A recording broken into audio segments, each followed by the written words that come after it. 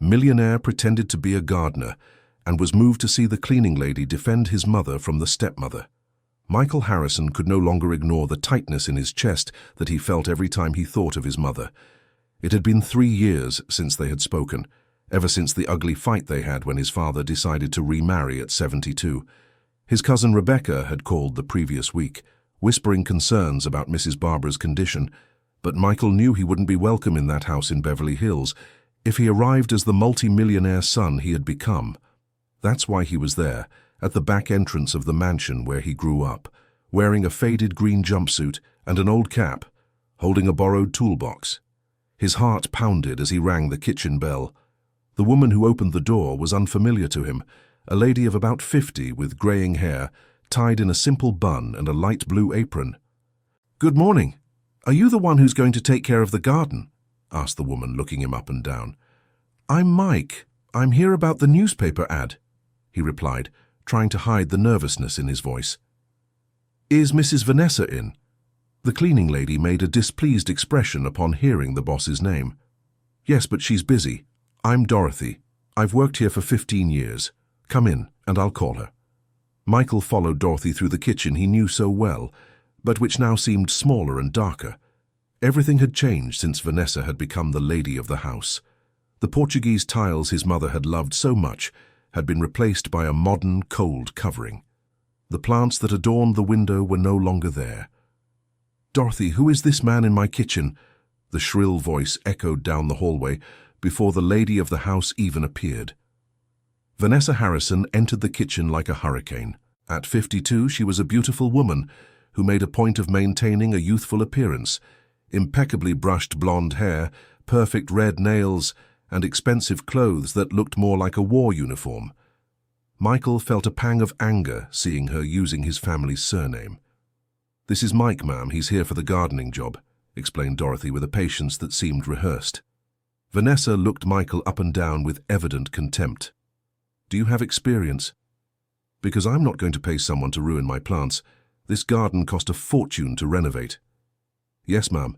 I've been working in gardening for many years," lied Michael, swallowing the bile that rose in his throat upon hearing Vanessa refer to the garden as hers. "All right. $50 a day, and you work from 7 in the morning to 5 in the afternoon, with 1 hour for lunch. No coming into the house, understood? Dorothy will show you where the tools are."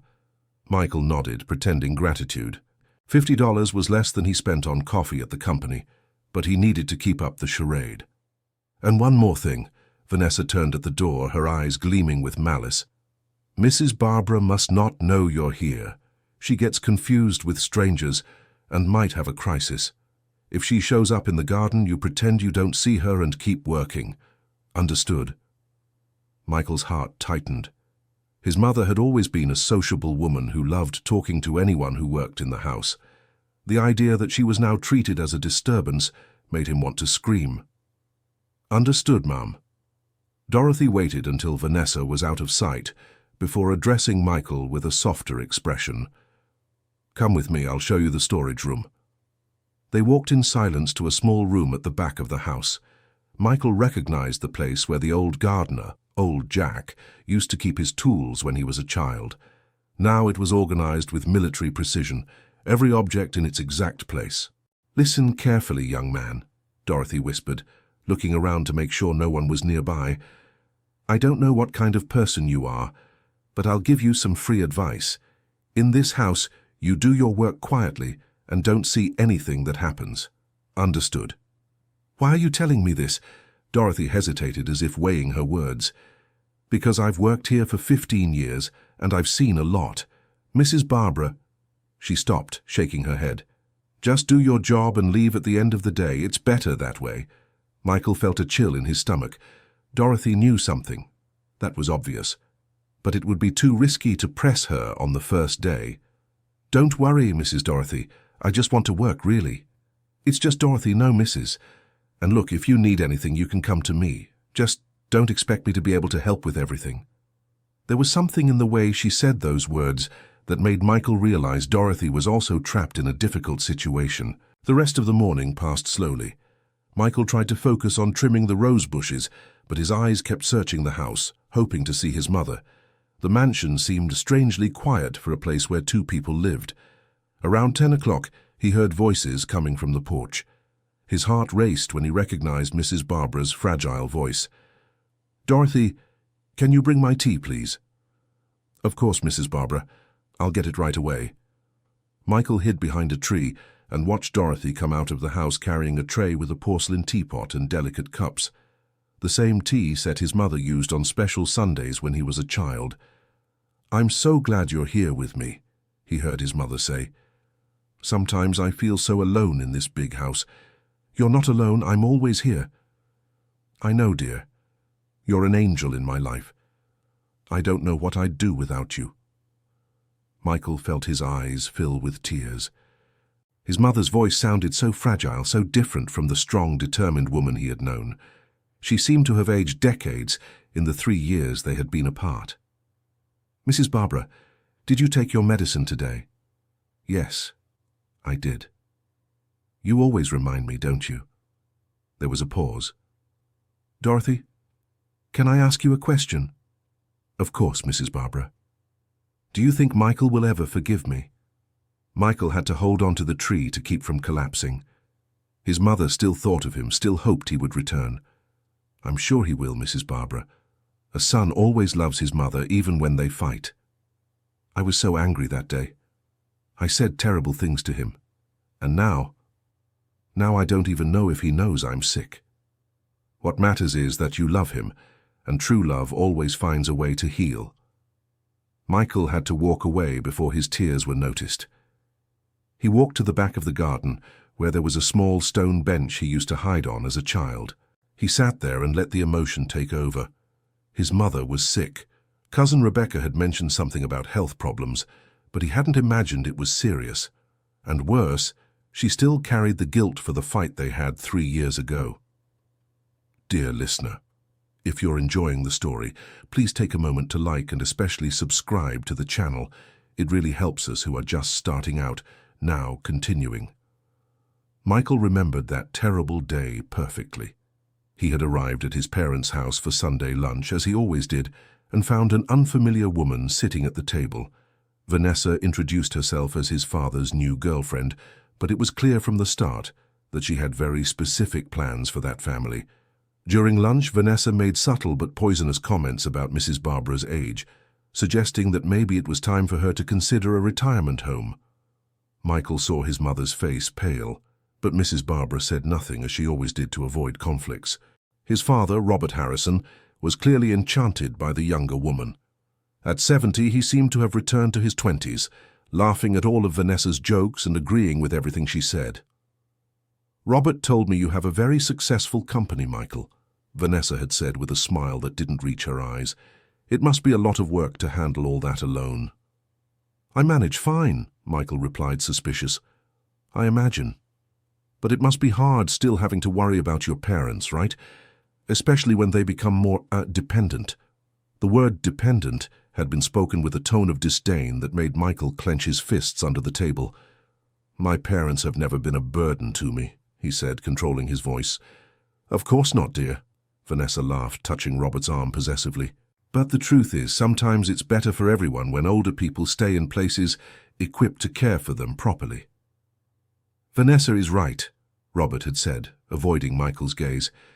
"Your mother and I have talked about this." "Talked about what?" Michael asked, feeling his anger begin to boil. "About the future, son. About what's best for everyone." "Best for whom, Dad?" "For the lady who showed up out of nowhere." "Michael!" His father raised his voice. "Don't speak to Vanessa like that. She's only thinking of the family's well-being." "Family?" Michael exploded. "She's not part of our family, and my mother isn't going anywhere."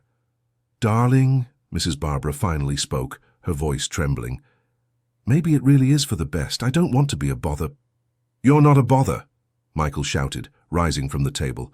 "And no one is putting you anywhere." "Michael, calm down," Robert tried to mediate, but it was too late. "I won't calm down. Do you want to get rid of my mother so you can be alone in this house? Is that it?" "No one is getting rid of anyone," Vanessa said in a sweet voice that was clearly fake. "We're just thinking about what's best for Barbara. She deserves professional care." What she deserves is respect and love, things you clearly don't know how to give. The fight had escalated quickly. Michael ended up saying terrible things to his father, accusing him of being an old fool who was being manipulated. Robert, in turn, said that Michael was an ungrateful son who understood nothing about relationships. The worst part had been when his mother tried to defend her husband, asking Michael to stop shouting. He, blind with rage, had turned to her and said, "Mom, how can you defend him? He's choosing this woman over you. Michael, your father deserves to be happy." "And you don't? You don't deserve to be happy in your own home?" "Of course I do, but nothing. If you want to stay here being humiliated by this opportunist, that's your problem." Mrs. Barbara had started to cry, and Michael realized he had gone too far. But pride kept him from apologizing right away.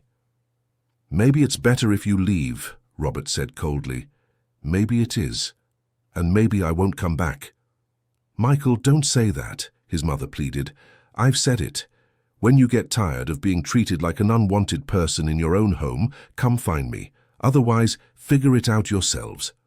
Michael had stormed out, slamming the door, and hadn't returned. In the first few months, his mother tried calling a few times, but he always made excuses not to visit her. Pride and anger kept him from backing down. Now, sitting on that stone bench 3 years later, Michael wondered how he could have been so cruel to his own mother. She was sick, alone, and probably blaming herself for the fight they had. The sound of footsteps brought him back to the present. Dorothy approached, carrying a cup of coffee. "I thought you might be thirsty," she said, offering the cup. "Thank you, Mrs. Dorothy." "Just Dorothy, remember?" She smiled, but Michael noticed her eyes were sad. "Do you have family, Mike?" "I do. I did. It's complicated." "These things always are." Dorothy sat beside him on the bench. "You know, sometimes I look at Mrs. Barbara and think about how life can be cruel to good people." Michael felt his heart tighten. "Is she a good person?" "The best I know. I've worked in many houses and never met anyone as kind as her. Even now, with all the problems she has, she never loses patience with me or anyone who works here." "What kind of problems does she have?" Dorothy hesitated, looking toward the house as if wanting to make sure no one was listening. "She's sick. Her heart isn't doing well, and the doctor said stress isn't good for her, but—" She stopped, seeming to struggle with herself. "But what?"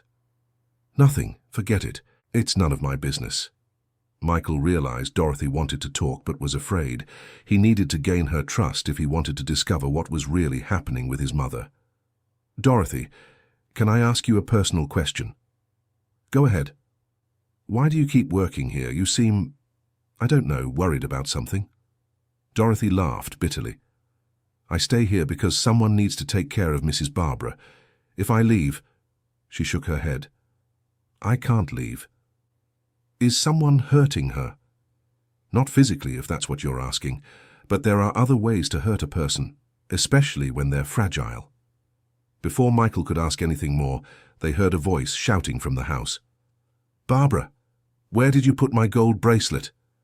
"I didn't touch anything, Vanessa, you can be sure." "Don't lie to me. That bracelet was on my dresser last night." Michael and Dorothy stood up immediately. Dorothy whispered, "Here we go again." They walked quickly toward the house where they could hear the argument getting more intense. "Vanessa, please believe me. I didn't take your bracelet." Mrs. Barbara's voice sounded increasingly fragile. "Then who did? Dorothy was working in the kitchen all day and you were the only person who entered my room." "I only went in to close the window when it started to get windy. I was worried about your things." "Oh, so you admit you entered my room?" Michael made a move to enter the house, but Dorothy held him by the arm. "No. If you go in now, things will get worse for her." "But she's being accused of something she didn't do." "And you think I don't know that?" Dorothy whispered urgently.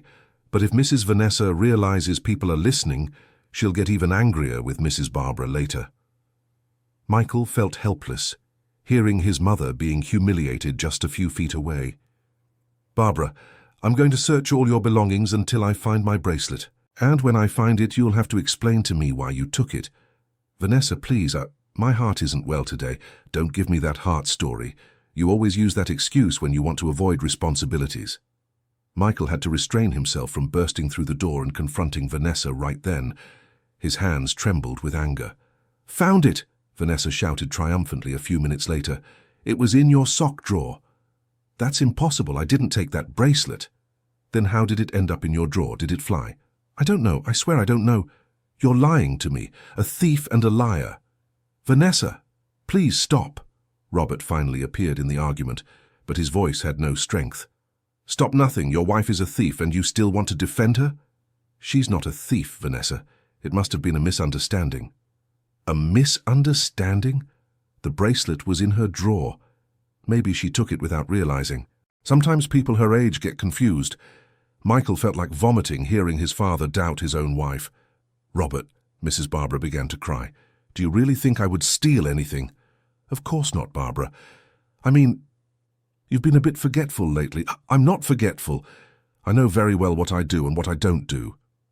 Okay. Let's all calm down." Robert tried to mediate, but his voice showed he was more concerned with calming Vanessa than comforting his wife. "I won't calm down," Vanessa shouted. "I won't accept living in the same house as a thief." "No one is a thief here, Vanessa." "Then explain to me how my bracelet ended up in her drawer." There was a tense silence.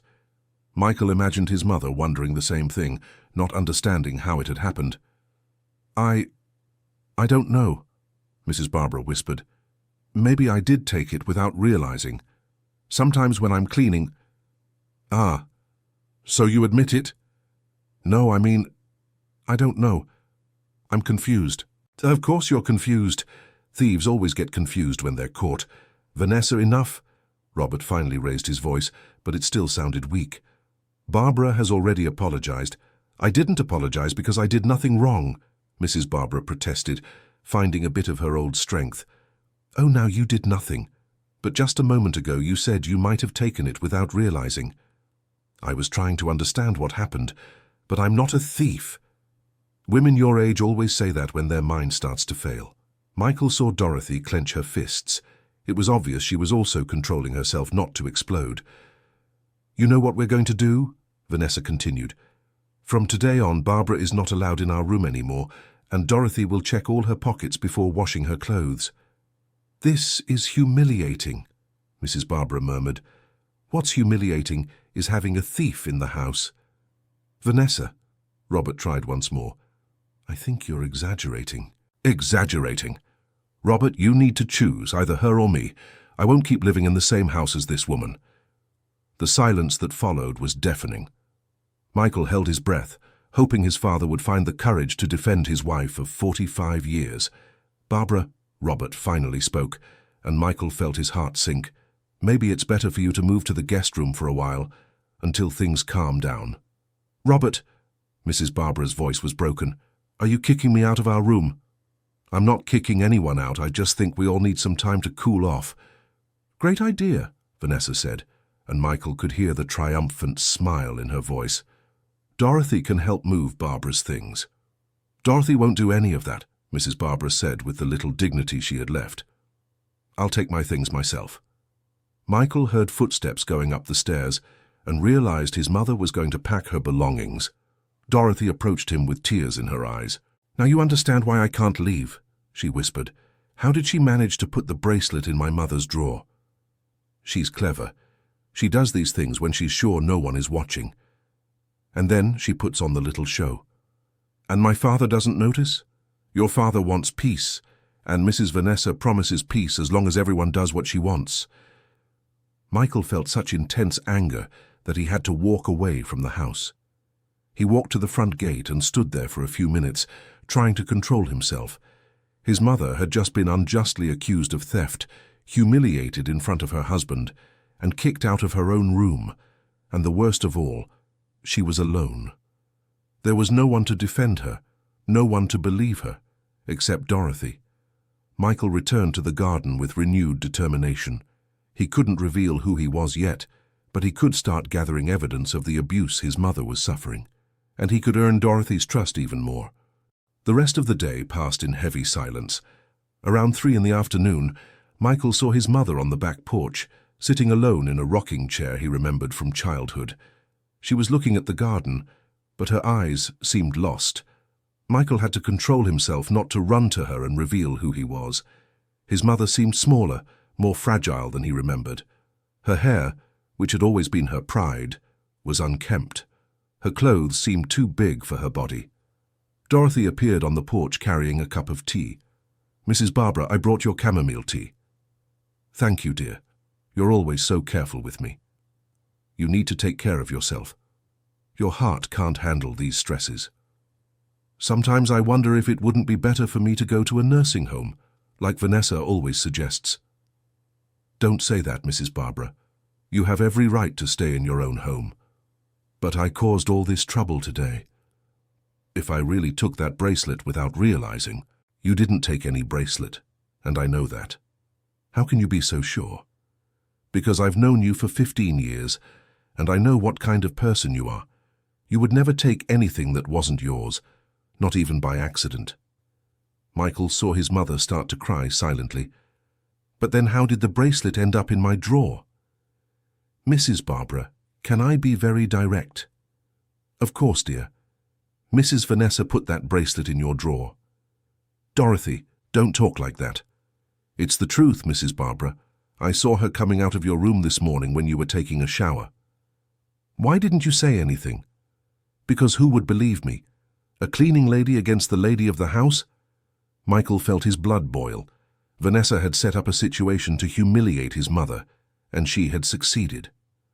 "But why would she do such a thing?" Mrs. Barbara asked, genuinely confused. "Because she wants you to feel bad in this house. She wants you to give up and leave. But this is my home."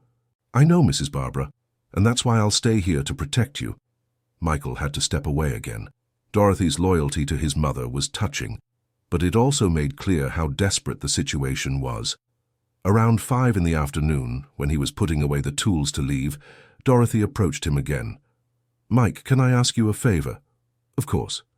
"Tomorrow, when you arrive, can you keep an eye on Mrs. Barbara? If she's in the garden, watch over her. Sometimes she gets a bit dizzy because of the medications." "What kind of medications does she take?" "For her heart. They're strong, and sometimes they leave her confused. Mrs. Vanessa always complains that she takes too much medicine, but the doctors prescribe them."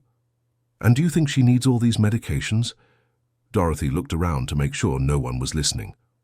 "Honestly, I think before Mrs. Vanessa came here, Mrs. Barbara was much more energetic. Of course she always had heart problems, but she wasn't like this. Faded." "Faded how?" "Before she liked to cook, take care of the plants, talk. Now she just sits as if she has no energy for anything." Michael felt a chill. Could it be that Vanessa was medicating his mother more than necessary to keep her submissive? Dorothy, who gives her the medications? Mrs. Vanessa. She insists on controlling everything related to Mrs. Barbara's health. She says it's to avoid confusion. And the doctors, does she go to appointments? She goes, but always accompanied by Mrs. Vanessa. And after the appointments, she always comes back with new medications. Michael made a mental note to investigate the doctors treating his mother. Something wasn't right. "Mike, can I ask you a personal question?" "Go ahead." "You remind me of someone I met many years ago. Are you sure you've never worked here before?" Michael's heart raced. Could Dorothy be suspecting something? "I'm sure. Why do you ask?" "I don't know. The way you look at things, it's as if you know this house." Michael tried to keep his voice calm. "Must be your imagination. I've never been here before." Dorothy studied him for a few more seconds, then shrugged. "Must be. Sometimes these old houses all look alike." Michael said goodbye and left the mansion with his head spinning. The first day had been much more revealing than he expected. His mother was being systematically humiliated and possibly even over-medicated. Vanessa was clearly trying to force her out of the house, and Dorothy was the only person protecting Mrs. Barbara. Dear listener, if you're enjoying the story, please take a moment to like and especially subscribe to the channel. It really helps us who are just starting out, now continuing. The next morning, Michael arrived at the mansion earlier, at 6:30. He wanted time to observe the household dynamics before everyone woke up. To his surprise, he found Dorothy already in the kitchen preparing breakfast. "Good morning, Dorothy. Do you always come in this early?" "Good morning, Mike. Yes, I arrive at 6. Mrs. Vanessa likes breakfast to be ready when she wakes up at 7 sharp. And Mrs. Barbara? She used to wake up at 5:30 to watch the sunrise in the garden. It was something she loved to do, but lately she stays in bed longer. Because of the medications? Dorothy hesitated, then said quietly, among other things. Michael was organizing his tools when he heard voices coming from the upstairs bedroom. The window was open, and the voices of Vanessa and Robert carried clearly to the garden. Robert, I can't take this situation anymore, Vanessa was saying. Your wife is becoming more and more problematic. Vanessa, please. Barbara has always been a good woman. A good woman, Robert. She stole my bracelet, and last night I found her wandering the house at 3 in the morning. Michael stopped what he was doing. His mother was wandering the house in the middle of the night. She said she couldn't sleep. She was rummaging through the kitchen drawers, Robert, looking for something else to steal now. Maybe she was just hungry. At 3 in the morning, Robert, you need to open your eyes. Your wife is having serious mental issues. The doctor said it could be a side effect of the heart medications. Exactly, and that's why I think she needs specialized care. Vanessa. Robert, I'm trying to be understanding, but I can't keep living like this, afraid to leave my things anywhere. What do you want me to do? I want you to talk to her about the nursing home. There's a very good one in Westchester with nurses specialized in people with memory problems. Barbara doesn't have memory problems. She doesn't. Then explain the bracelet in her drawer, and what she was doing going through drawers in the middle of the night. Robert was silent for a while. Michael held his breath, hoping his father would find the courage to defend his wife. Maybe it would be good to look into this nursing home, Robert finally said, and Michael felt the ground give way beneath him. I knew you'd understand, Vanessa said, and Michael could hear the triumph in her voice. I'll call them today to schedule a visit. But let's take it slow, okay? I don't want to traumatize Barbara. Of course, dear. We'll do everything with great care. It's the best for everyone. Michael had to grip the shovel handle to keep from collapsing. His father had just agreed to place his mother in a nursing home. The woman who had devoted her entire life to the family was being treated like a problem to be solved. He walked to the back of the garden, where he couldn't be seen from the house, and called his assistant. Jennifer, it's me. Cancel all my appointments for the next few days. But Michael, you have the meeting with the Japanese tomorrow. Cancel everything. It's a family emergency. Is everything okay? No, it's not. But it will be. Michael hung up the phone and returned to the garden. He had a lot of work to do if he wanted to save his mother. Around 8 o'clock, Mrs. Barbara appeared on the back porch. Michael pretended to be focused on his work, but watched her every move. His mother did seem confused, walking slowly and leaning on the walls. Good morning, Mrs. Barbara. Dorothy appeared with the morning medication. I brought your pills. Good morning, dear. There are so many. Sometimes I wonder if I really need all of these. You have to take them. They're important for your heart. Michael noticed that Dorothy seemed reluctant to hand over the medicine. There was something in her expression that suggested doubt. Dorothy, can I ask you a question? Of course, Mrs. Barbara. Do you think I'm going crazy? Of course not. Why do you ask that?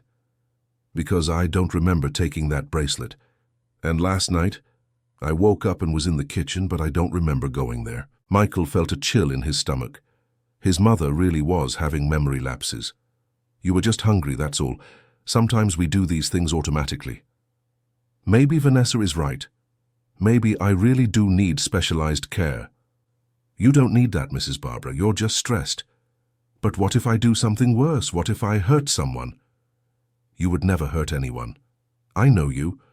Michael couldn't take it anymore. He interrupted his work and approached the porch. Excuse me, can I get some water? Of course, Dorothy said. The outdoor faucet is right over there. While filling the glass, Michael heard Mrs. Barbara say, Dorothy, if I ever really am going crazy, do you promise you'll tell me? You're not going crazy, Mrs. Barbara, but promise. I promise. Michael drank the water slowly, watching his mother. She did seem fragile, but her eyes still had the sweetness he remembered from childhood. Thank you for the water, he said, returning the glass. You're welcome. Mrs. Barbara smiled at him. and for a moment Michael thought she had recognized something. But then she said, "Are you the new gardener?" "Yes, ma'am. My name is Mike." "That's nice. I love this garden. I planted most of these trees when my son was little." Michael's heart tightened. "Does your son live here?" "No." The sadness in her voice was palpable. "We had a fight a few years ago. He said some things, and I said some too. Now he doesn't want to talk to me anymore. I'm sure he still loves you." "Do you think so?" "Mothers and children always love each other, even when they fight." Mrs. Barbara smiled for the first time since Michael had arrived. "You're a very wise young man, Mike. I learned from my mother." At that moment, Vanessa appeared on the porch. "Barbara, what are you doing out here? You should be resting." "I was just getting some sun, Vanessa. The doctor said you need to avoid strong sunlight. It could be bad for your heart." Vanessa turned to Michael. "And you, shouldn't you be working?" "I was just getting water, ma'am. Water comes from the outdoor faucet, not here near the house. And Barbara, let's go inside. It's time for your mid-morning medicine." Michael saw his mother stand up obediently, like a child being scolded. The transformation of the strong woman he had known into a submissive and frightened person was heartbreaking. "Dorothy, can you clean this table?" Vanessa ordered before taking Mrs. Barbara inside. "Of course, Mrs. Vanessa." When they went in, Michael approached Dorothy. "Dorothy, can I ask you a question?" "Go ahead."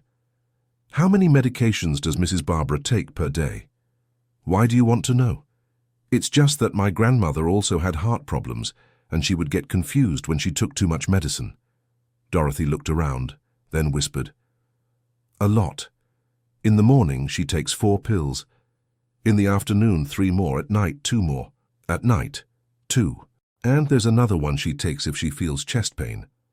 "Wow, has she always taken this much?" "No. Before Mrs. Vanessa arrived, she only took 2 a day, but after Mrs. Vanessa started accompanying her to doctor's appointments, the amount kept increasing." "And are the doctors the same as before?" "No, Mrs. Vanessa said it was better to switch to more modern doctors."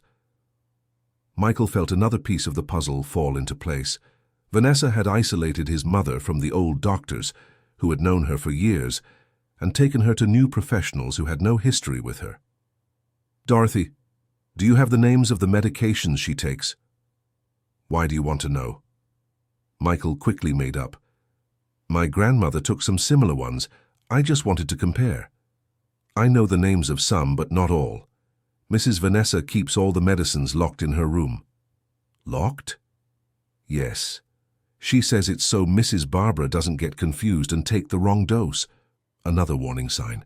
Vanessa totally controlled Mrs. Barbara's medication and didn't allow her to have access to her own medicines. "Dorothy, have you ever thought that maybe Mrs. Barbara is taking too much medicine?" Dorothy hesitated for a long time before answering. "I've thought about that. But who am I to question doctors? Sometimes those who live with the person every day notice things that doctors don't see." "That's true, and I see that Mrs. Barbara is getting more and more faded. Before she was cheerful, energetic. Now she barely has the energy to get out of bed." "Have you tried talking to her about it?" "I've suggested that she ask the doctors if all the medicines are really necessary, but Mrs. Vanessa is always with her at the appointments, and Mrs. Barbara is afraid to speak up." "Afraid of what?" "Because Mrs. Vanessa always says that if she doesn't take the medicine exactly right, she could have a heart attack and die. The poor thing is terrified." Michael was beginning to understand Vanessa's strategy. She was using fear to keep his mother submissive and dependent.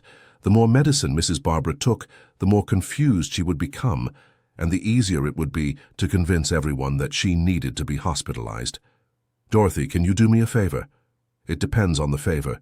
Can you pay attention to the names of the medicines she takes today?" "Just the names, so I can research if they're similar to my grandmother's." Dorothy studied him suspiciously. "Mike, you're not just a gardener, are you?" "Why are you asking that?"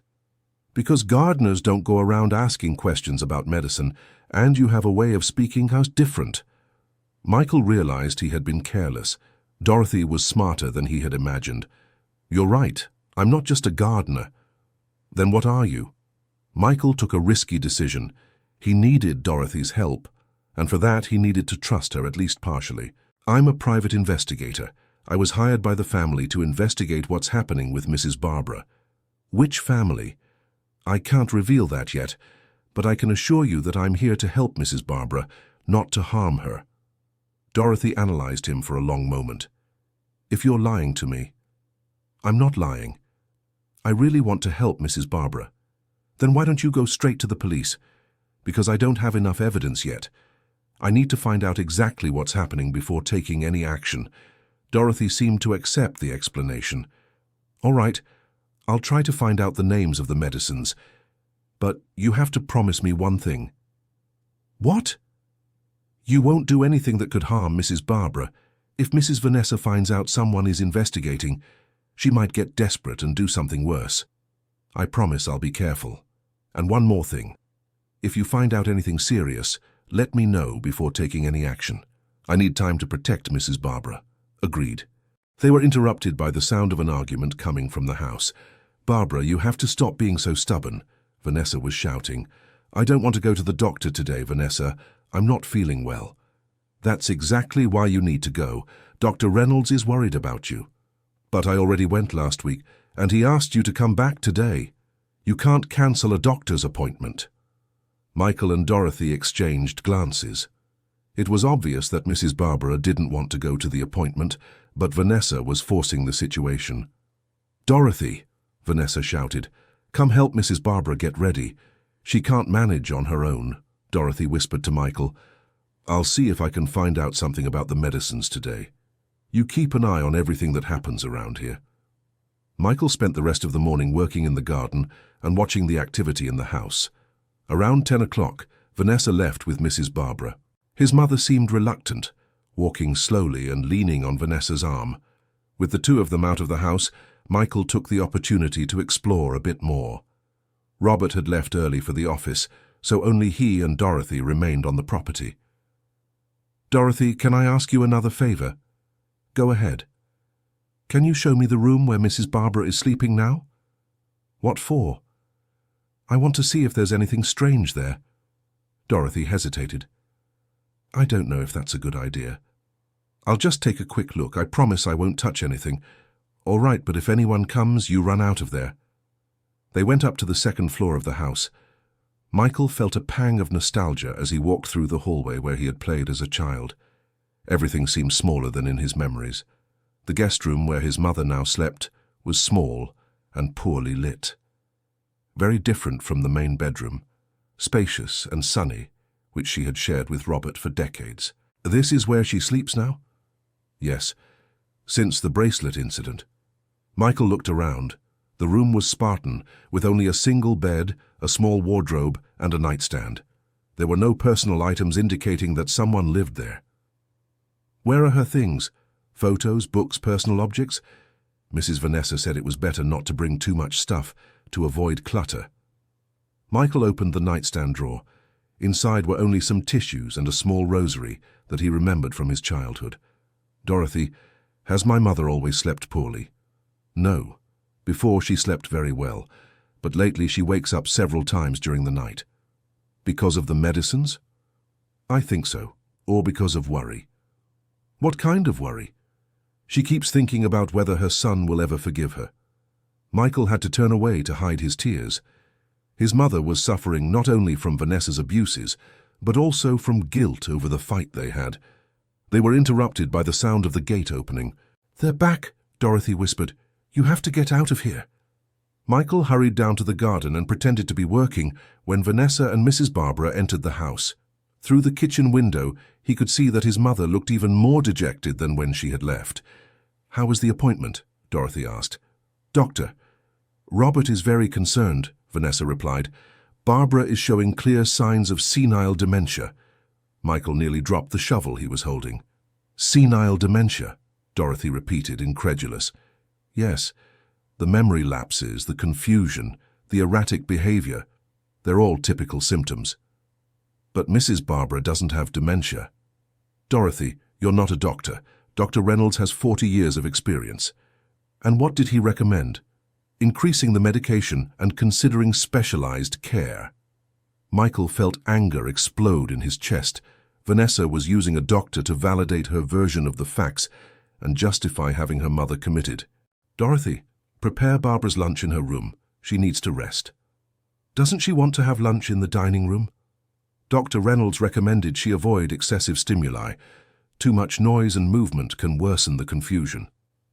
Michael watched Mrs. Barbara slowly climb the stairs, like a prisoner being taken to her cell.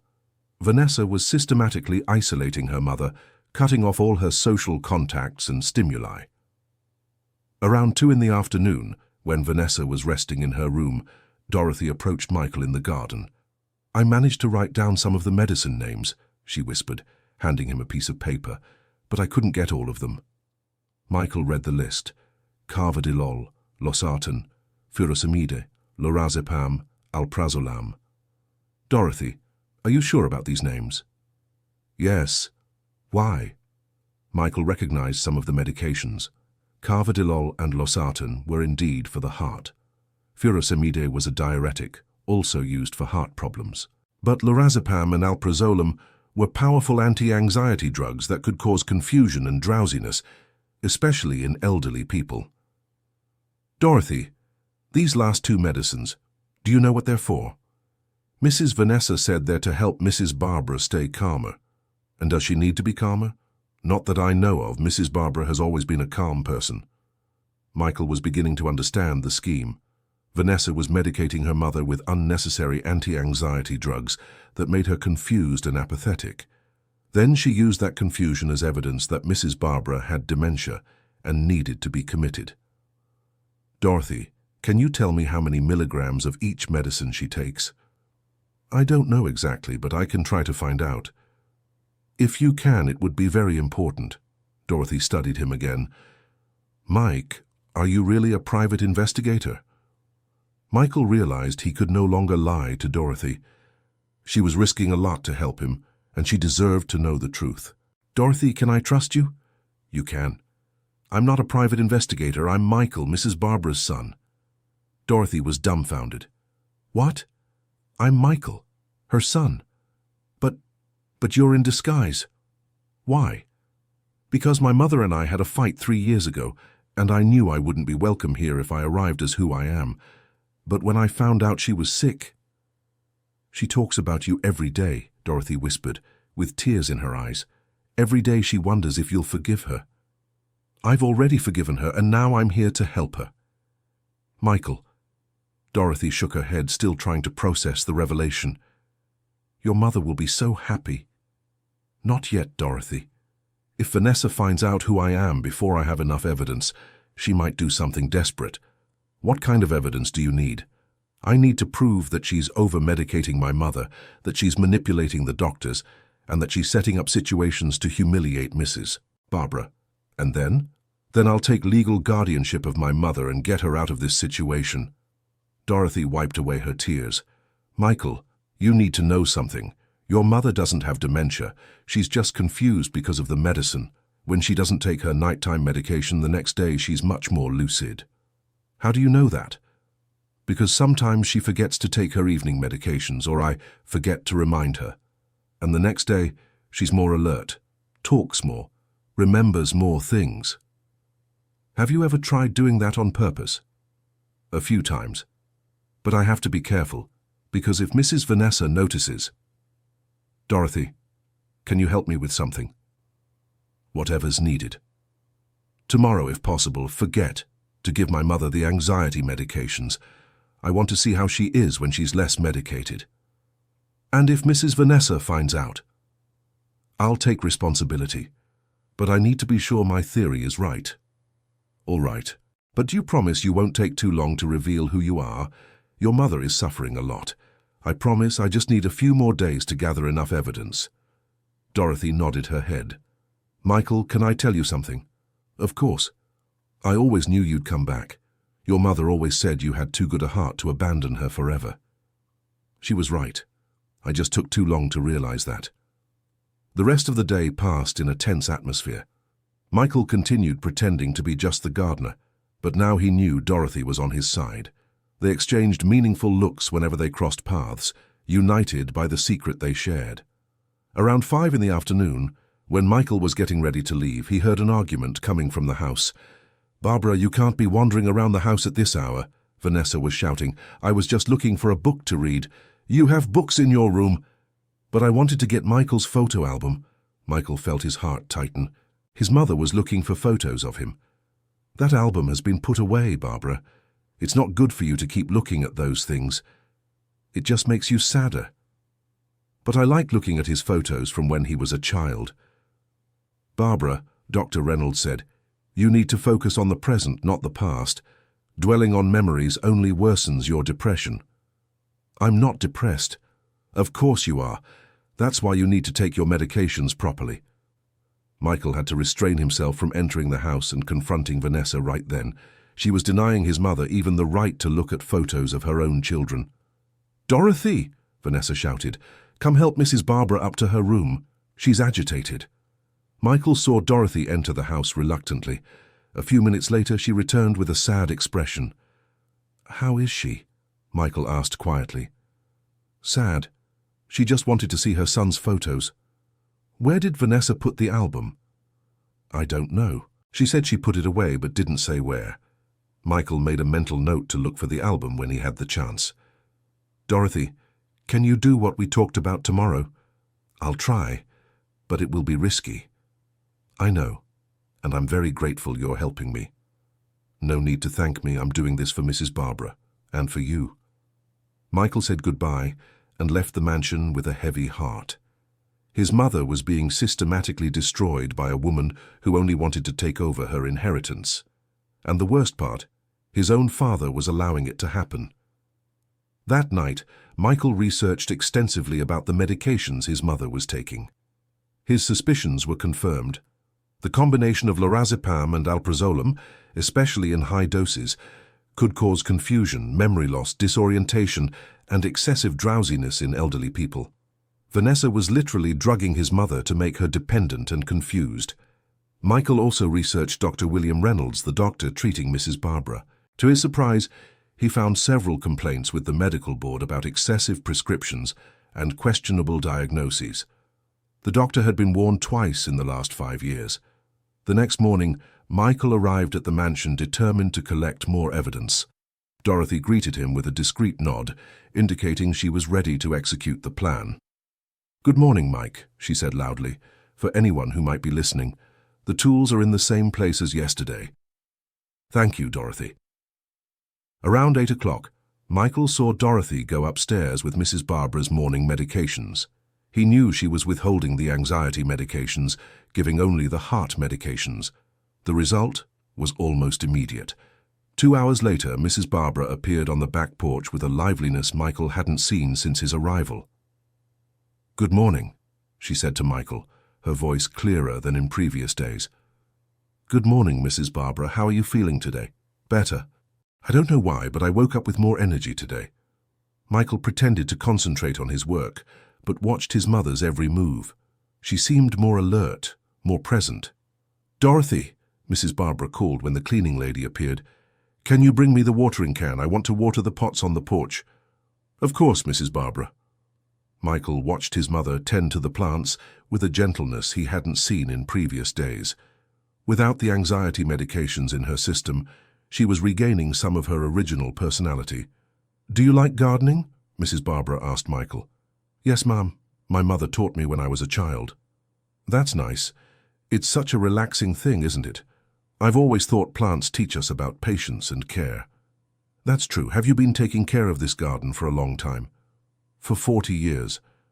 I planted most of these trees when my son was little. He loved to help me." "Does he still come here?" Sadness returned to Mrs. Barbara's face. "No. We had a fight a few years ago and he doesn't want to talk to me anymore. I'm sure he still loves you. Sometimes I doubt it. I said terrible things that day." "The love between a mother and son is greater than any fight, Mrs. Barbara." She smiled, and for a moment Michael saw the strong woman who had raised him. "You remind me of him when he was young, the same kindness." Michael had to look away to hide his emotion. "Mrs. Barbara," Dorothy appeared on the porch. "Mrs. Vanessa is calling for you." Mrs. Barbara's face immediately closed off. "I'm coming." Michael watched his mother go inside, noticing how her posture changed whenever Vanessa was around. From a relatively confident woman, she turned into a fearful and submissive person. Dear listener, if you're enjoying the story, please take a moment to like and especially subscribe to the channel. It really helps us who are just starting out. Now continuing. Barbara, where were you? Michael heard Vanessa ask. I was taking care of the plants on the porch. Did you take your medications this morning? Yes, I did. Dorothy gave them to me. Are you sure? Because you're very agitated. I'm not agitated, Vanessa. I was just enjoying the sun. Dr. Reynolds said you need to avoid exercise. Taking care of plants can be very tiring for your heart. I was just watering the pots. You'd better go upstairs and rest. And Dorothy, why did you let Mrs. Barber exert herself? She was just watering the plants, Mrs. Vanessa. Dr. Reynolds was very clear, no physical activities. Michael clenched his fists. Vanessa was preventing his mother even from caring for the plants she loved. The rest of the morning passed in silence. Around noon, Michael noticed unusual activity in the house. Cars arrived, and he heard unfamiliar voices. Dorothy appeared in the garden with a worried expression. What's going on? Michael asked quietly. Visitors from the nursing home. Mrs. Vanessa scheduled for them to come meet Mrs. Barbara. Michael felt his blood run cold. Now, yes, they're inside talking with your father and Mrs. Vanessa. And my mother. She's in her room. Mrs. Vanessa said she was having a bad day. Michael understood immediately. Vanessa had noticed that Mrs. Barbara was more lucid today and decided to keep her away from the nursing home visitors to avoid contradicting the version that she had dementia. Dorothy, I need to hear this conversation. It's very risky. I need to know what they're planning. Michael approached the living room window, where he could hear voices. There were 3 people talking with Vanessa and Robert, a woman who seemed to be the nursing home coordinator and 2 men. As you can see, Vanessa was saying, Barbara's condition is deteriorating rapidly. I understand, the woman replied. Did you mention episodes of mental confusion? Yes. She takes things that aren't hers, wanders around the house in the middle of the night, doesn't remember conversations she had hours before. And has the doctor confirmed the diagnosis of senile dementia? Dr. William Reynolds has been following the case for a few months. He recommended specialized care. We know Dr. Reynolds. He's a very competent professional. Michael mentally noted that the nursing home knew Dr. Reynolds. There was probably a scheme involving the 2. When would you like to schedule the admission? One of the men asked. As soon as possible, Vanessa replied. I'm worried she might hurt herself. Vanessa? Robert finally spoke and his voice sounded uncertain.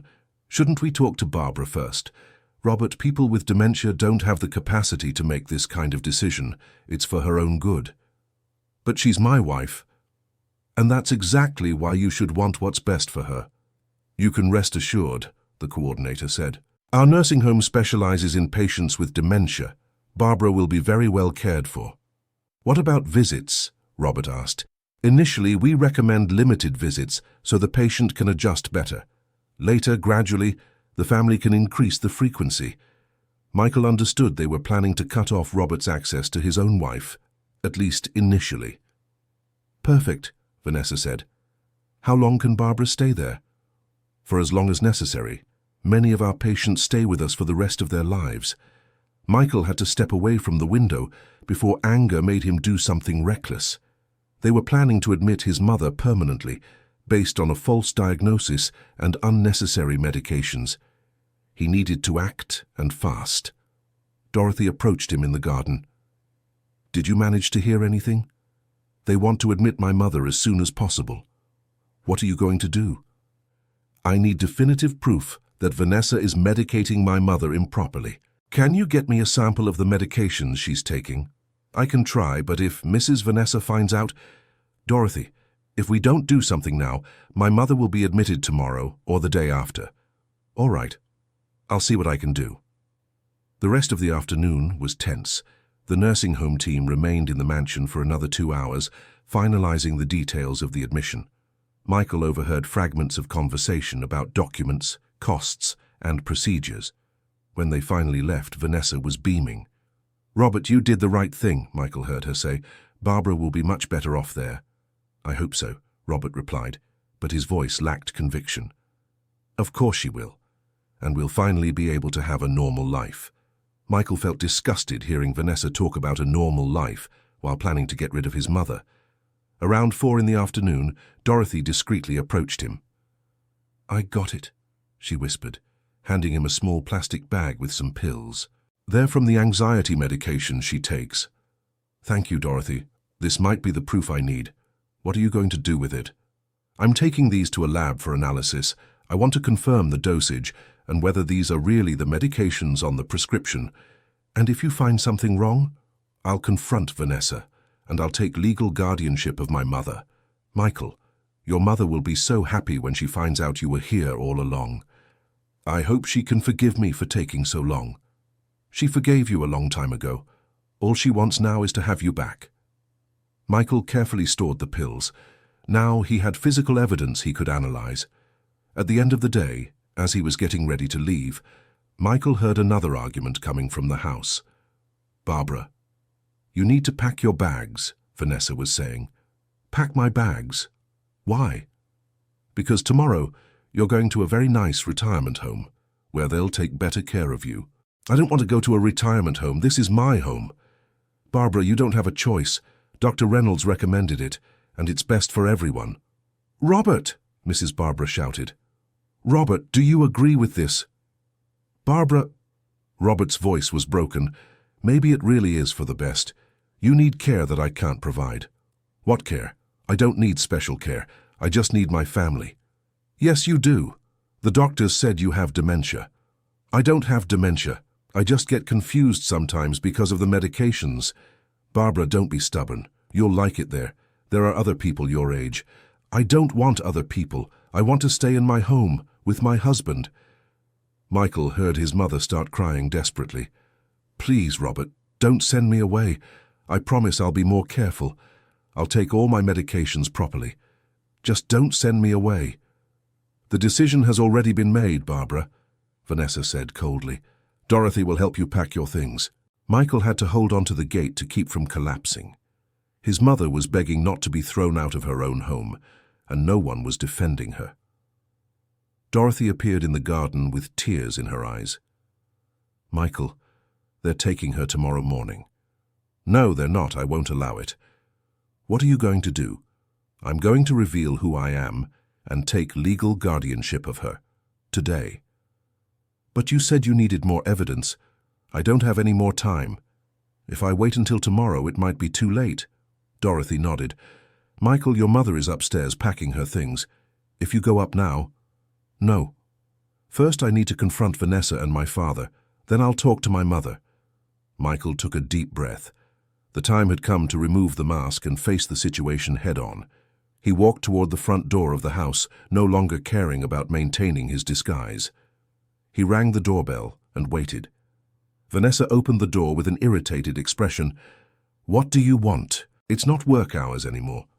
"I need to speak with Mr. Robert. It's about Mrs. Barbara." "What's this about? Robert has nothing to say to a gardener." "I'm sure he'll want to hear what I have to say." "Listen here, you—" "Vanessa, who's there?" Robert appeared behind her. "It's the gardener, dear. He's bothering us for some reason." Michael looked directly into his father's eyes. "My name is Michael Harrison. I'm your son." The silence that followed was deafening. Robert turned pale as a sheet. Vanessa's eyes widened, clearly in shock. "What did you say?" Robert whispered. "I said I'm your son, Michael. And I've been here for 3 days, disguised as a gardener, watching how you treat my mother." "Michael?" Robert took a few staggering steps. "But how? Why?" "Because a cousin told me my mother was sick. And when I got here and saw what was happening, I decided to find out the truth before revealing myself." Vanessa quickly regained her composure. "You can't prove anything. And even if he is who he says he is, he has no legal rights over Barbara." "I don't?"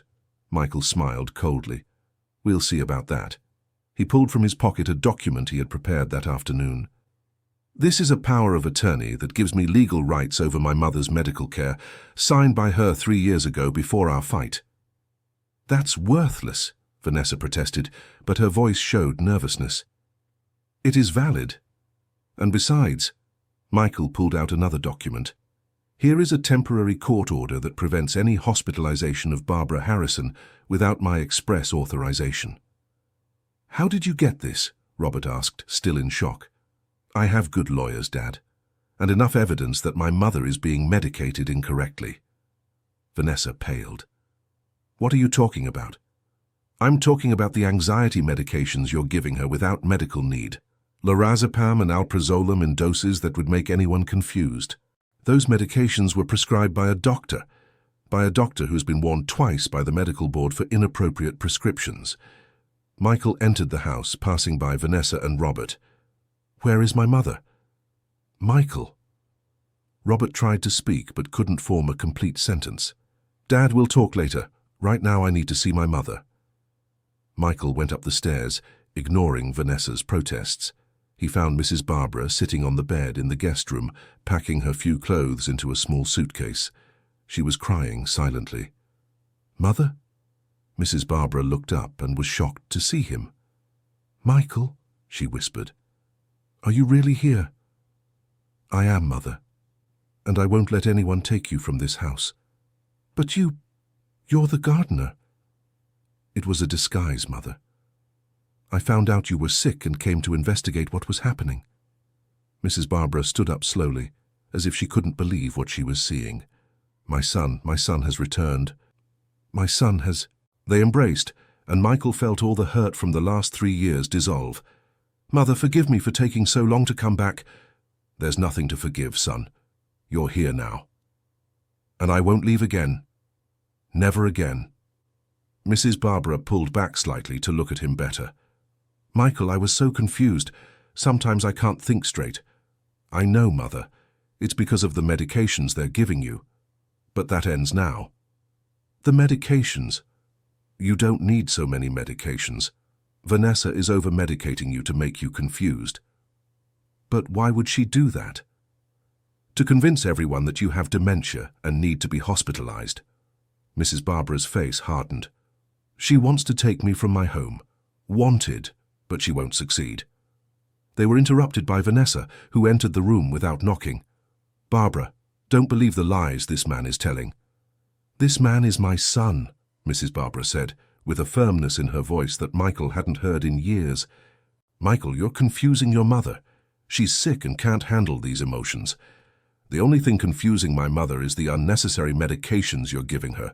Those medications were prescribed by a doctor, by a corrupt doctor you handpicked. You can't prove any of this. Michael pulled from his pocket the bag of pills that Dorothy had gotten for him. Yes, I can. These medications will be analyzed by an independent lab. We'll see if the dosage matches the prescription. Vanessa's eyes widened when she saw the pills. You stole Barbara's medications. I protected my mother from systematic poisoning. Barbara needs these medications. If she doesn't take them, she could have a heart attack. My mother will continue taking her heart medications, but she won't take any more anxiety medications without a second medical opinion. You have no right to make these decisions. Michael showed the legal documents again. Yes, I do. And from now on, my mother will be cared for by doctors I trust. Robert appeared at the bedroom door with a devastated expression. Michael, Barbara, I didn't know. Didn't know what, Dad? Michael turned to him. Didn't know your wife was being humiliated every day? Didn't know she was being medicated like an animal? Or did you know and chose to pretend you didn't see? I thought it was best for her. Best? Dad. This morning my mother was looking for a photo album of mine, and Vanessa said she had put it away to keep my mother from getting sad. What kind of care is that? The photos, Robert murmured. Where is the album, Dad? Robert looked at Vanessa, who was visibly nervous. Vanessa put it somewhere safe. Where, Vanessa? I don't remember exactly where I put it. Of course you do. Just like you remember where you put the bracelet in my mother's drawer to accuse her of theft. I didn't do that. Dorothy saw you leaving my mother's room the morning the bracelet appeared in her drawer. Vanessa fell silent, realizing she'd been caught. Dad, Michael addressed Robert, you have two choices. Either you kick Vanessa out of this house now, or I take my mother away and will never come back. Michael, you can't be so drastic. Yes, I can, Dad. My mother has been humiliated, improperly medicated, and nearly forced into a hospital. This isn't a misunderstanding, it's abuse. Robert, Vanessa tried one more time. Don't believe this. Michael is manipulating the situation. Manipulating? Michael exploded. I spent 3 days watching my mother be treated like a criminal in her own home. I saw her accused of theft, kicked out of her own room, prevented from tending to the plants she loves. I was only trying to take care of her. You were trying to get rid of her, and using my father to do it. Silence fell over the room. Robert looked from Michael to Vanessa, clearly conflicted. Robert, Mrs. Barbara spoke for the first time since Michael had arrived. You need to choose. Either your family or her. Barbara. 45 years of marriage, Robert. 3 children we raised together. Are you going to throw all that away for a woman who wants to see me institutionalized? Robert closed his eyes, as if fighting an internal battle. Vanessa, he finally said, without opening his eyes, I think you'd better pack your bags. What? Vanessa screamed. Robert, you can't be serious. I am. Michael is right. I let things go too far. But Robert, I love you. And I thought I loved you too. But true love doesn't try to destroy a family. Vanessa looked around the room searching for support, but found only determined gazes. You'll regret this, she screamed. Barbara is a senile old woman, and you'll see that sooner or later. Get out of my house, Robert said with a firmness Michael hadn't heard in years. Now. Vanessa stormed out of the room, stomping her feet and uttering empty threats.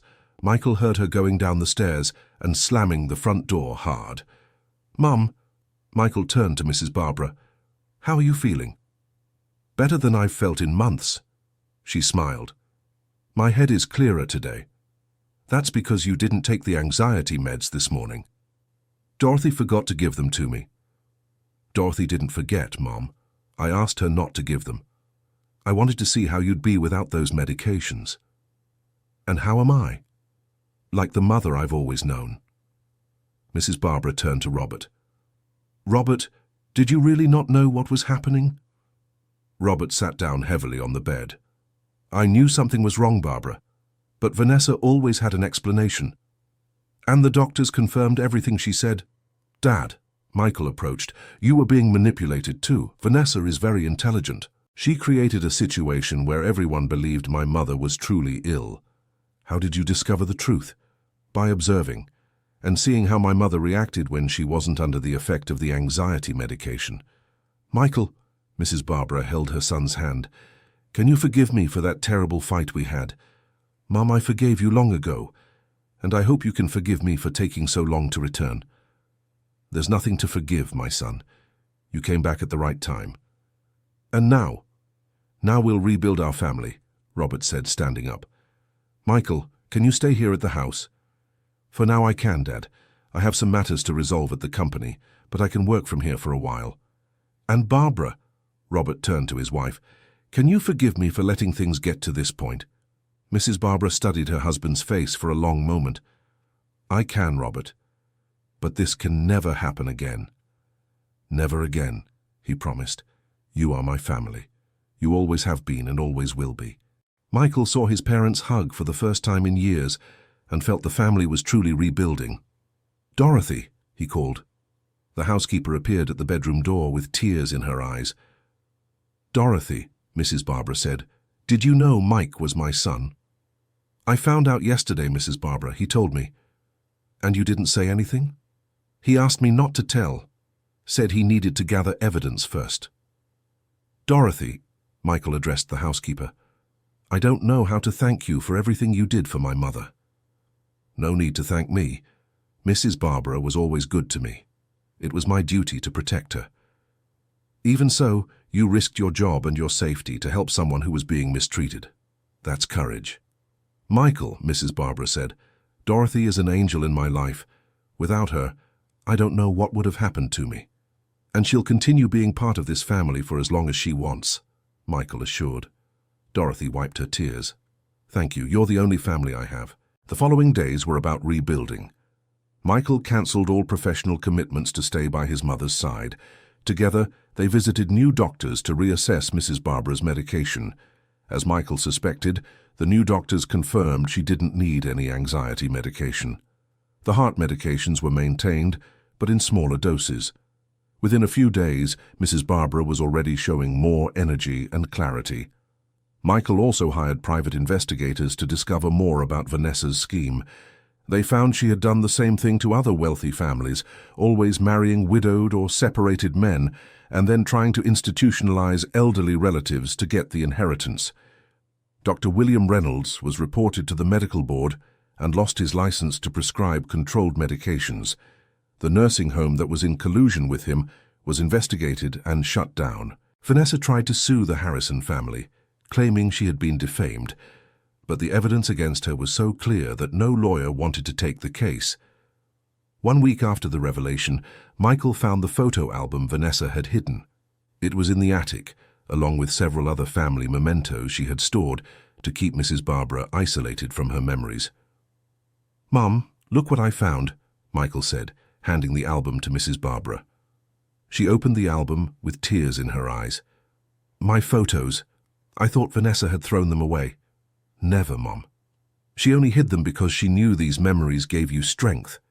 They spent the whole afternoon looking at the old photos, reminiscing about stories from Michael's childhood and his siblings. "Michael," Mrs. Barbara said, closing the album, "can I ask you a question?" "Of course, Mom." "How did you know I needed help?" "Cousin Rebecca called me. She was worried because you weren't answering the phone anymore." "Vanessa said it was better if I didn't talk on the phone because I got too emotional. Another way to isolate you. Mom, promise me that if anything like this ever happens again, you'll call me immediately." "I promise. But you also promise you won't take 3 years to talk to me again." "I promise. In fact, I'm thinking about moving back here, at least for a while." "Really?" "Really. I spent 3 years working too much and forgetting what really matters. I want to make up for lost time." Mrs. Barbara smiled. "Then you'll be able to help me in the garden again, like when you were a child." "It'll be a pleasure, Mom." Robert entered the room where they were talking. "Michael, can I speak with you alone?" "Of course, Dad."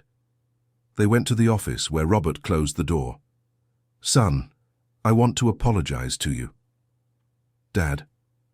"No, let me speak. I was a coward. I let Vanessa mistreat your mother because it was easier than facing the problems.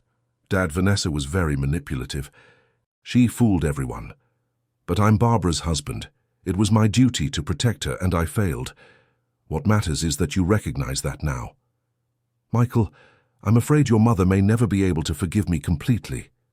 "She already has, Dad. My mother has always been too generous." "But how do I get her to trust me again?" "By being the husband she deserves, paying attention to her, taking care of her, protecting her." "Do you think I can do it?" "I'm sure. You just need to remember why you fell in love with her 50 years ago." Robert smiled for the first time in weeks. "Your mother was the most beautiful and intelligent woman I had ever seen. And she still is, Dad. She was just hidden under all those medications. Michael, there's one more thing I want to tell you." "What?" "I'm very proud of the man you've become, and I'm proud that you had the courage to come back to save your mother." "Thank you, Dad. And I want you to know that you can count on me for anything. We're a family, and families protect each other." Michael hugged his father, feeling that they were finally reconnecting after years of distance. 3 months later, the Harrison family had found a new balance. Michael had indeed moved back into his parents' house, turning his old bedroom into an office where he could work remotely. Mrs. Barbara had fully regained her cheerful and willing personality. She had returned to tending the garden, cooking on weekends, and receiving visits from her old friends. The memory lapses had completely disappeared once the anxiety medications were removed from her routine. Robert had transformed into the attentive husband he had been at the beginning of the marriage. He brought flowers for Barbara every Friday, as he did when they were dating. They started sleeping in the same room again and making plans together. Dorothy continued working in the house, but now she was treated as a family member. Michael significantly increased her salary and ensured she had health insurance and a private retirement plan. "Dorothy," Mrs. Barbara said one morning, "you saved my life. Don't exaggerate, Mrs. Barbara. I'm not exaggerating. If you hadn't protected Michael, if you hadn't defended me all those months, I'd be in a nursing home now thinking I was going crazy. I just did what any decent person would do. No, you did much more than that, and I'll never forget it. Michael appeared in the kitchen, coming from the garden. Mum, the roses we planted last week are already budding. That's great. I'll take a look after lunch. Michael, Dorothy said, there's something I've always wanted to ask you. What? How did you manage to keep up the disguise for so long? I almost recognized you several times. It was hard, especially when I heard you and my mother talking about me. Mrs. Barbara talked about you every day. Even in the worst times, she never lost hope that you would return. And she was right, Mrs. Barbara said, entering the kitchen. Mothers always know their children come home. Mom, can I ask you something? Of course. Do you really forgive me for taking so long to come back? Mrs. Barbara stopped what she was doing and looked seriously at Michael. Michael, you came back exactly when I needed you most. If you had come back earlier, maybe you wouldn't have found out what was happening. Sometimes things happen at the right time, but I could have kept you from going through all this. Son, you're not responsible for the choices your father and I made. We let Vanessa into our lives. We believed her lies. You couldn't have predicted that. But if I hadn't argued with you, Michael, Robert entered the kitchen. You were young and protecting your mother. I should have listened to you back then. Dad, we all make mistakes. What matters is that we learned from them. That's true, Mrs. Barbara agreed. And now we're a stronger family. And more united, Dorothy added. Dorothy, Michael said, you're part of this family too. Never forget that. Dorothy smiled. Thank you. You're my family too. That afternoon, while Michael was working in the garden next to his mother, she said, You know, Michael, I always knew you'd come back. How did you know? Because you've always been a good-hearted boy, and good-hearted people don't abandon those they love forever, even when they argue badly like we did, especially when they argue badly. Big fights only happen between people who love each other very much. Michael stopped planting and looked at his mother. I love you very much, Mom. And I love you very much too, my son. They continued working in silence for a few minutes until Mrs. Barbara said, Michael, did you learn something important these past few months? I learned several things. Which one specifically? That sometimes to help those we love, we need to disguise ourselves to be someone else for a while. That's true. If I had arrived here as Michael Harrison, successful businessman, I would never have discovered the truth. Exactly. Sometimes we need to remove our social masks to see people as they really are, and to be seen as we really are. Michael, do you remember what I always told you when you were a child? What? That a person's worth isn't in what they have, but in what they do for others. I remember. And Dorothy proved that every day. And you proved it too. You left your life as a businessman to disguise yourself as a gardener and save your mother. Any child would do that. No, Michael. Unfortunately, not every child would. You're special. Michael smiled. I learned from the best teacher. Your mother taught you well. My mother taught me everything I know about love, loyalty, and family. Mrs. Barbara wiped away a tear. Michael, can I ask you something? Anything, Mom. Let's never go so long without talking again. No matter what happens, no matter if we argue. Promise we'll never drift apart like that again. I promise, Mom. And do you promise that if you ever feel threatened or mistreated, you'll tell me immediately? I promise. And promise you won't let anyone else medicate you without my approval. I promise that too. And promise you'll keep taking care of this garden with me? Oh, that's the easiest promise of all. I loved having my gardening assistant back. They laughed together, and Michael realized his family was finally healed. A few months later, Michael received an unexpected phone call. Hello? Michael, this is Dr. Matthews from Mercy Hospital. Hi, Doctor.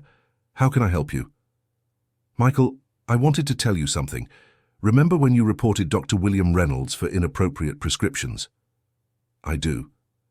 Well, after your report, 3 more families came forward with similar stories. Doctor, Reynolds was systematically medicating elderly people to facilitate unnecessary hospitalizations.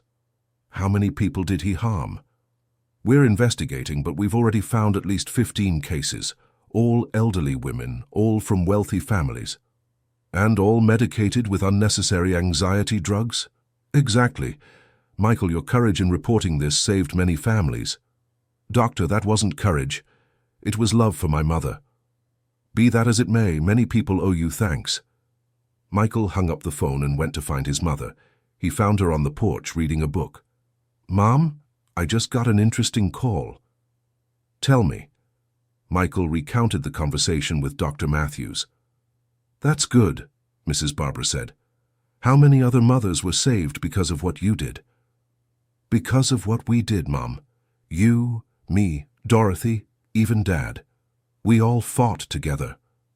That's true. Michael, do you know what was the hardest part of this whole situation? What? It wasn't being mistreated by Vanessa. It wasn't being medicated incorrectly. It wasn't even almost being hospitalized. Then what was it? It was thinking I had lost my son forever. When you disguised yourself as a gardener, without me knowing who you were, I kept missing you every day. Mom, let me finish. The most painful thing a mother can feel is thinking she's lost her child's love. And for 3 years I carried that pain. I'm sorry, Mom. You don't need to be. Because in the end, I found out you never stopped loving me. You were just waiting for the right time to come back. That's true. I never stopped loving you. And I never stopped loving you. And now I know that nothing and no one will be able to separate our family again. Michael sat beside his mother, and they watched the garden in silence. The plants he had cared for while disguised as a gardener were now blooming, just like his family. Michael, Mrs. Barbara said after a while, there's something I've always wanted to ask you. What?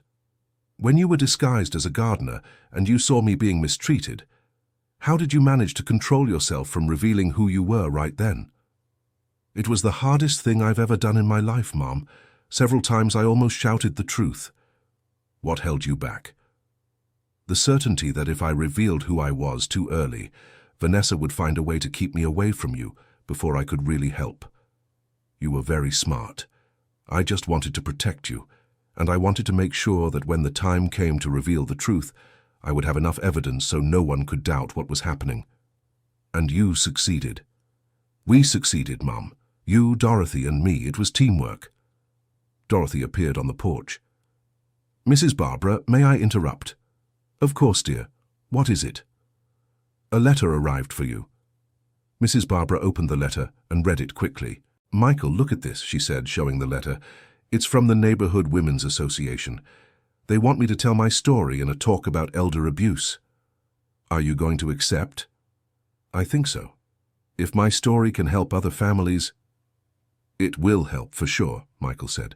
Mom, do you have the courage to talk about everything you went through? I do, especially if Dorothy and you are there with me. We'll always be with you, Mom, for everything. Michael, Dorothy said, can I say something? Of course. When I saw you crying over those letters your mother had written on the first day you arrived here, I knew you were special. Why? Because a regular gardener wouldn't cry over a stranger's letters, but a son who loves his mother. You knew from the first day? I suspected. You have the same eyes, and the same gentle way of treating people.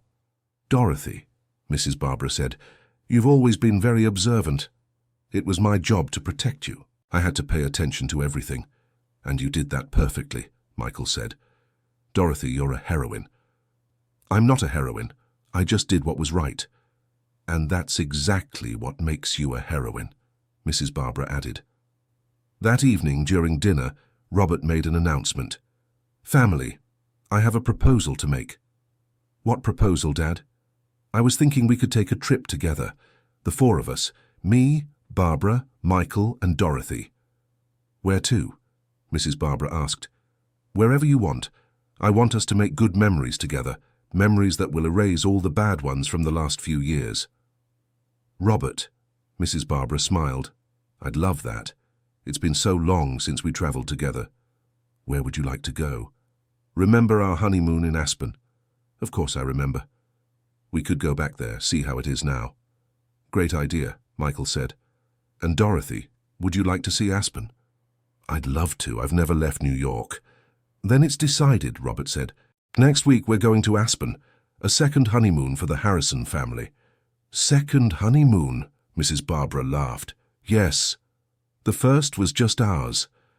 This one will be for the whole family. Michael looked around the table, seeing his mother radiant, his father smiling genuinely for the first time in years, and Dorothy moved to be included in the family plans. Dad, can I suggest something? Of course. How about we make this a tradition? A family trip every year.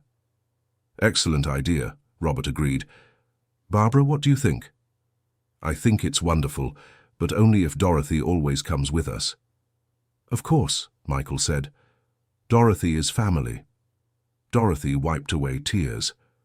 Thank you. You have no idea what this means to me.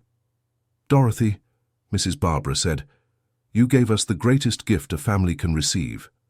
What gift? You protected our family when it was under attack. You kept our love alive even when it seemed all was lost. Mrs. Barbara, and now you'll share all our joys from now on. Michael raised his glass of juice. A toast, he said. To what? Robert asked. To family, to loyalty, and to the brave people who protect those they love. Everyone raised their glasses. To family, they said in unison. After dinner, Michael went out to the garden to check the plants. Mrs. Barbara joined him a few minutes later. Michael, can I tell you a secret? Of course, Mom. In those first days, when you were disguised as a gardener, I felt a strange connection to you. What kind of connection? I can't explain it. It was as if my heart recognized yours, even though my mind didn't know who you were. I felt the same thing, Mom. Many times I wanted to tell you everything just so I could hug you. I think a mother's and son's love is stronger than any disguise. It's true. Mom, can I ask you a question? Always. Do you really forgive me for taking so long to come back? Mrs. Barbara stopped what she was doing and looked directly into her son's eyes. Michael, listen carefully to what I'm going to tell you. I not only forgive you, but I'm grateful you took exactly the time you did. Why? Because if you had come back earlier, you might not have had the maturity to handle the situation as you did. And if you had come back later, it might have been too late. So, you believe everything happened at the right time? I do, and do you know why? Why? Because now you're no longer the proud boy who fought with me 3 years ago. You're a mature man who knows the value of family and has the courage to fight for those he loves. Michael hugged his mother. Thank you for giving me a second chance, Mom. Michael, mothers always give second chances. And third and fourth, and as many as needed. And children. Children too. Because true love has no limit on chances. They continued working in the garden until dusk.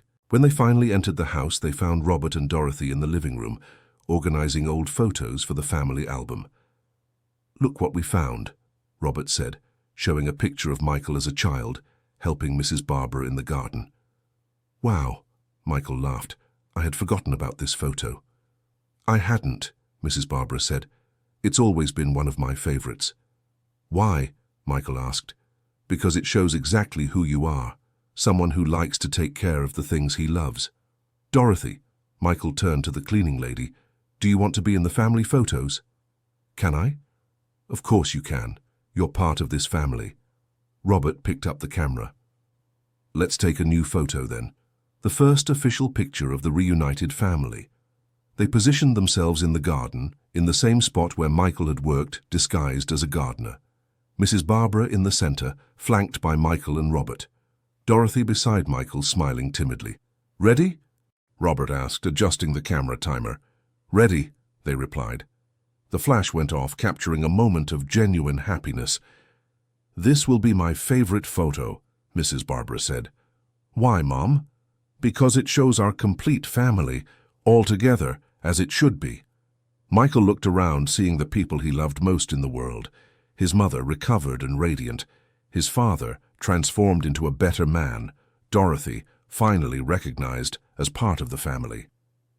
"Mom," he said, "there's something I want to promise you." "What?" "I promise I'll never let anyone mistreat you again. And I promise I'll always be here when you need me."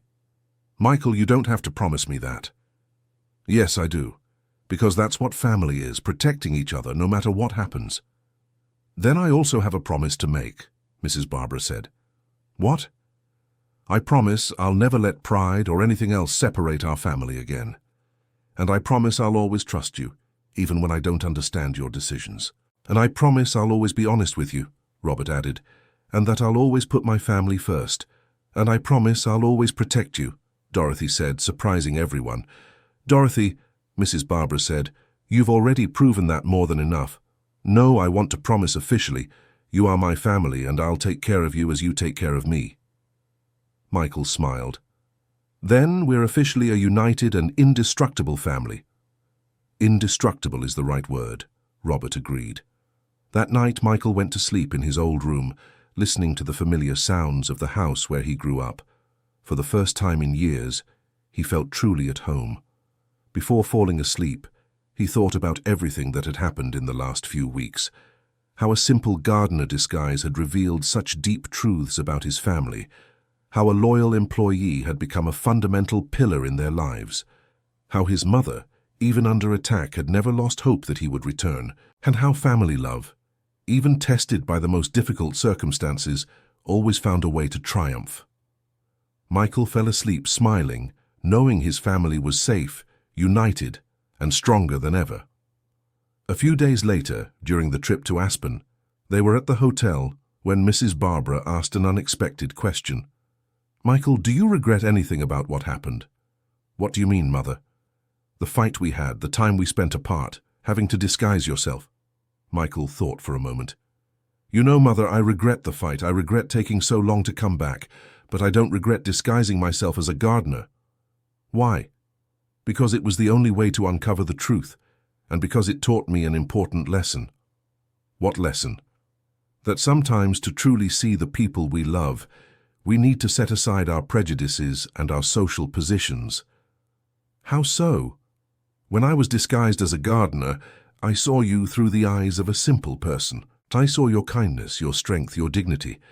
Things I always knew were there but perhaps didn't value as much when I was just the rich son." "And you saw Dorothy too." "Exactly. If I had arrived here as a businessman, I might not have given proper importance to what Dorothy was doing for you." "Michael," Dorothy interrupted, "may I say something?" "Of course."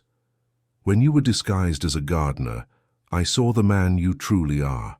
Not the successful businessman, but the good-hearted person who cares about others." "Dorothy is right," Mrs. Barbara said. "Sometimes disguises reveal more about us than our normal appearance." "It's true," Robert agreed. "Michael, you disguised yourself as a gardener, but in reality, you revealed who you really are inside." That evening, on the hotel terrace, the Harrison family toasted again. "A toast to the masks that reveal our true face," Michael said. "And to the people who love us regardless of which masks we wear," Mrs. Barbara added. "To the family that protects each other in any circumstance," Robert continued. "And to the love that overcomes any obstacle," Dorothy finished. They drank in silence, watching the mountains of Aspen under the moonlight. "Michael," Mrs. Barbara said after a while, "there's a question I've always wanted to ask you." "What is it, Mother?" "During those 3 days when you were disguised, what was the most difficult moment?" Michael thought. "It was when I heard you crying in the room after Vanessa accused you of stealing the bracelet. Why was that moment so difficult?" "Because I was there, just a few feet away from you, and couldn't do anything to comfort you. It was torturous to hear you suffer and not be able to reveal who I was. And when were you most certain that you were doing the right thing?" "When I saw Dorothy defending you, even knowing she could lose her job. At that moment I knew there were good people taking care of you, and that I needed to find a way to protect both you and Dorothy." "Dorothy," Mrs. Barbara turned to the cleaner, And for you, what was the scariest moment? When Mrs. Vanessa discovered that someone was recording the humiliations, I thought she would fire me on the spot, and I was afraid of leaving you alone. And what gave you the courage to continue? Knowing that you needed me. And later, when Michael told me who he was, knowing that there was finally someone with the power to help. Robert, Mrs. Barbara turned to her husband. And you? What was your most difficult moment? Robert hesitated. When Michael revealed who he was, and I realized I had failed as a husband and as a father, that I had let my wife be mistreated and my son feel forced to disguise himself to enter his own home. And what did you learn from all this? That being a good husband and father isn't just about providing material comfort. It's about protecting, paying attention, having the courage to face problems even when it's difficult. Michael, Mrs. Barbara turned her attention back to her son. If you could go back in time, would you do anything differently? I'd go back 3 years earlier when Vanessa first appeared. I wouldn't have fought with you all. I would have tried to talk, understand the situation, protect you from the beginning. But then you wouldn't have learned the lessons you did. That's true, I needed to mature. I needed to understand the value of family. We all needed to learn something, Mrs. Barbara said. I needed to learn to have more confidence in myself. Robert needed to learn to be braver. Dorothy needed to learn that she deserved to be treated as family. And I needed to learn that true love sometimes requires sacrifices, Michael added. Dorothy, Mrs. Barbara said, do you consider yourself part of this family now? I do. You gave me something I never had, a place where I belong. And we gained something we didn't know was missing, Michael said. A loyal, brave person full of love to give. Michael, Mrs. Barbara asked, do you plan to keep living with us? For now, yes, I want to make up for lost time.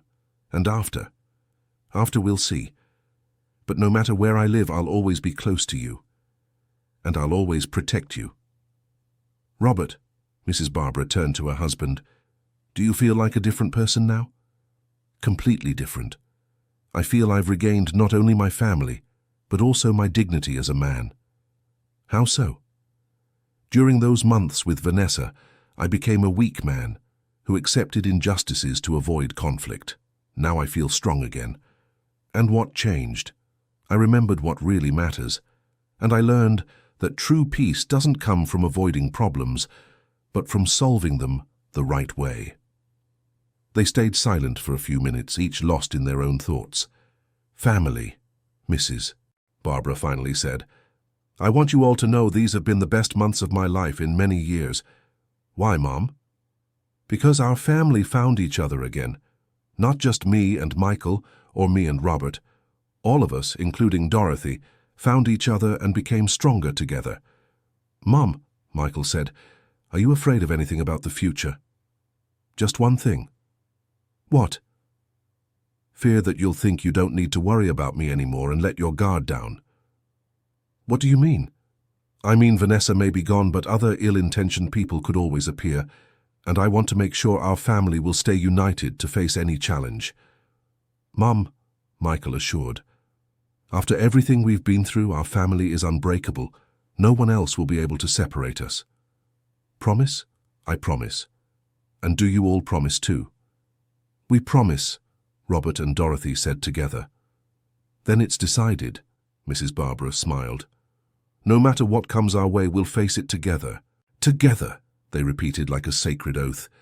The next morning, Michael woke up early and found his mother on the hotel balcony, watching the sunrise over the mountains. Good morning, Mum. Good morning, son. Couldn't sleep? I slept well. Just woke up early. And you? I always wake up early to watch the sunrise. It's a habit I've had since childhood. I remember you always said the sunrise brings hope for the new day. And it really does. Michael, can I tell you something? Always. During those difficult months with Vanessa, I stopped waking up early to watch the sunrise. Why? Because I had lost hope. I thought my days would only get worse. And now I wake up early every day again, because I have hope for the future. What kind of hope? Hope that our family will keep growing in love and unity. Hope that I'll see you start your own family. Hope that I'll have grandchildren to teach about gardening." Michael smiled. "Mum, have you thought that maybe Dorothy might want to start a family too? I've talked to her about it. She said she's happy as she is, taking care of us. But if one day she wants to get married, we'll support her, of course, but she'll always be welcome in our home, with a husband, children, and everything. With everything. Our house is big, and our heart is even bigger." Michael hugged his mother. "I love the way you see life, Mom. And I love the man you've become, Michael." They watched the sunrise in silence, each grateful for the new day and the possibilities it brought. "Michael," Mrs. Barbara said when the sun was already high, "there's something I want to ask you." "What?" "When we get back home, can you teach me how to use the computer?" "Of course, Mom. What do you want to learn for?" "I want to write our story. The story of how a son disguised himself as a gardener to save his mother. You want to write a book?" "I do. I think our story can inspire other families." "What kind of inspiration?" "It can show that it's never too late to rebuild a family, that true love overcomes any obstacle, and that sometimes the most unlikely people are the ones who save us." "Are you referring to Dorothy?" "I'm referring to Dorothy, to you disguised as a gardener, and even to myself. Nobody expected a 70-year-old lady to have the strength to recover from so much abuse. But you did." "I did. And I want other people to know they can too." Michael smiled. "Mom, I'd love to help you write this book. And Dorothy can help too. She has a unique perspective on the whole situation. Then let's write a book with 3 hands. You, me, and Dorothy." "Perfect. And do you know what the title will be?" "What?" "The Gardener Who Saved a Family." "I like it. It's a title that tells the whole story." "Michael, when we publish this book, I want to donate part of the earnings to organizations that protect the elderly." "Excellent idea, Mom. And I want Dorothy to get a share too. She deserves it. Dorothy will be thrilled. She deserves all the recognition in the world." At that moment, Dorothy appeared on the porch. "Good morning, Mrs. Barbara. Good morning, Michael." "Good morning, Dorothy," they replied.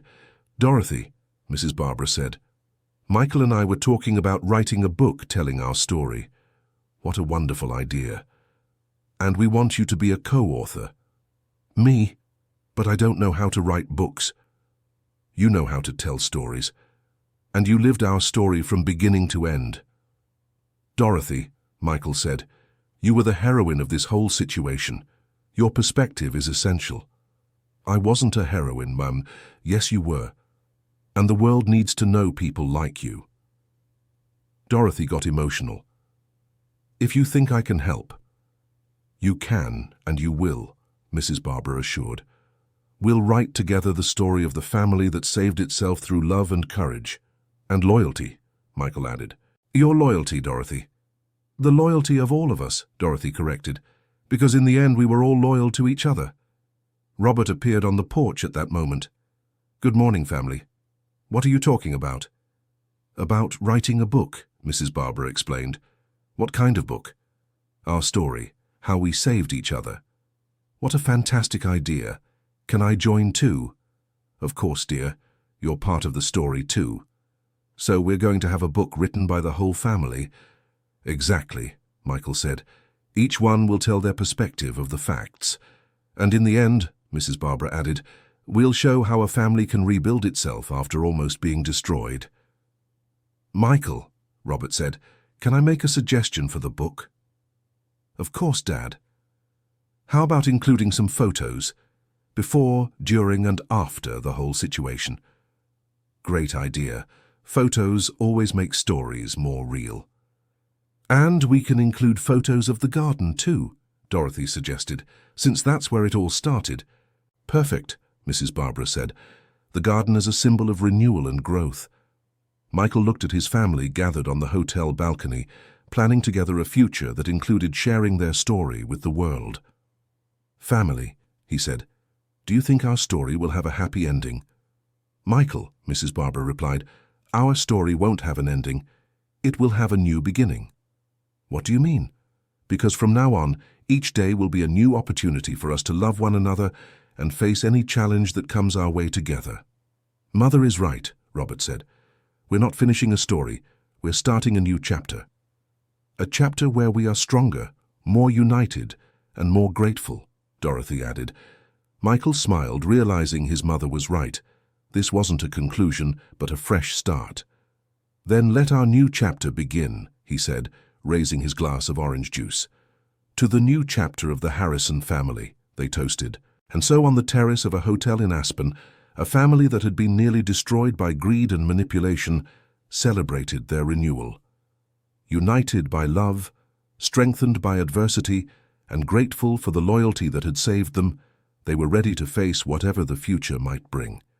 Because they had learned the most important lesson of all, that a true family isn't just formed by blood ties, but by people who choose to love, protect, and care for one another, no matter what disguises they need to wear or what sacrifices they have to make, and that sometimes the most unlikely people are the ones who save us in the most difficult moments. End of story. Now tell me what you thought of this touching story. Do you believe Michael made the right decision by disguising himself as a gardener? And what do you think about Dorothy's courage in protecting Mrs. Barbara even while risking her job? Leave your honest opinions in the comments. I love reading each one of them. If you enjoyed the story, don't forget to leave a like and, most importantly, subscribe to the channel so you don't miss other moving stories like this one.